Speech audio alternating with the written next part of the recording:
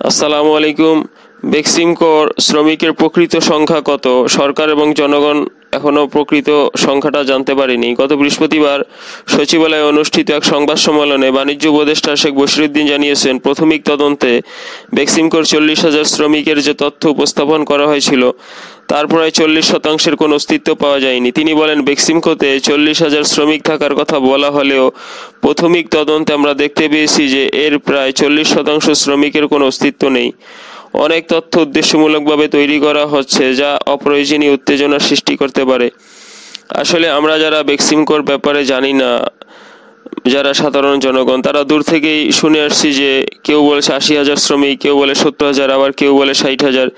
ইদানিং বলা হচ্ছে যে 40,000 শ্রমিক। বাণিজ্য উপদেষ্টার কথা মতো 40,000-এর 40% যদি না থেকে থাকে তাহলে বেক্সিমকোর মোট শ্রমিকের সংখ্যা 16,000-এরও কম। আসলে এতদিন অতিরঞ্জিত করেই বলা হচ্ছিল এত শ্রমিক আসলে বাস্তবে নাই। বাণিজ্য উপদেষ্টা আরও বলেন, প্রথমে আমরা জানতে পারি যে তাদের 23,000 কোটি টাকার দেনা রয়েছে। পরে দেখি প্রকৃতপক্ষে দায়ের পরিমাণ 50,000 কোটি টাকা। শুরুতে 23,000 কোটি টাকা দেনা হিসাব করেই প্রতিষ্ঠানটি কোনোভাবে চালু রাখা যায় কিনা আমরা চেষ্টা করেছিলাম।